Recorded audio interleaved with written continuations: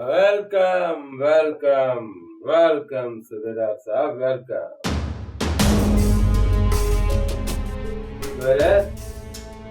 सूबेदार साहब के अचण में का तकलीफ़ त न आहे थी न यार अथई मुंहिंजो सूबेदार।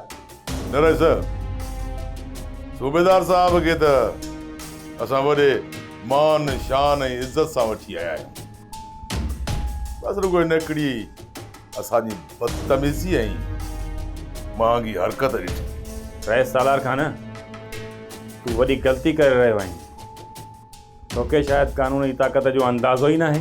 सूबेदार साहब, कानून खे जेतिरो असां वॾेरनि सुञातो आहे न तव्हां सुञातो आहे न वकीलनि। पुलिस खे उताकनि ते नौकर करे बीहारण वारा केर आहिनि? असां वॾेरा। पुलिस खे कलाकनि जा कलाक रोडनि ते बुख ऐं उञ में बीहारण वारा केर आहिनि? असां वॾेरा।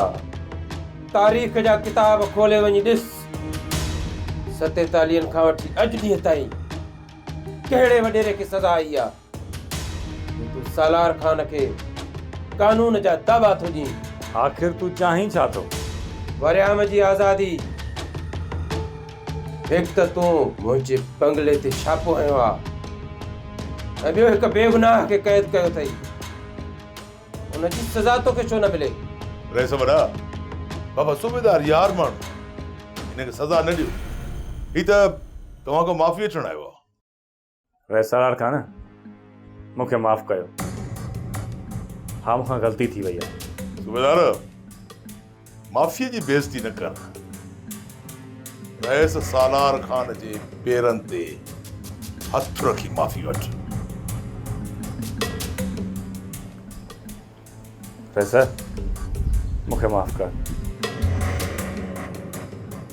सूबेदार, आकड़ छॾी थो या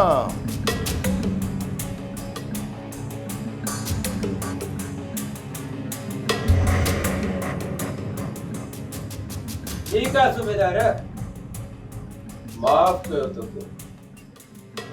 हिकिड़ो शर्त आहे, हाणे जो हाणे थाने ते फोन कर, चओ पंहिंजनि माण्हुनि खे वरियाम खे मूं ताईं पहुचाइनि। ठीकु आहे, मां हाणे ई थो फोन कयां।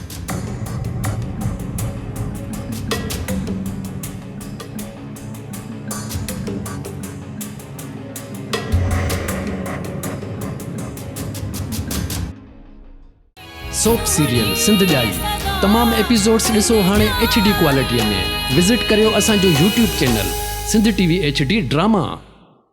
सब्सक्राइब कयो असांजो official YouTube channel Sindh TV HD drama ऐं वधीक अपडेट लाइ बेल आइकन खे क्लिक करियो।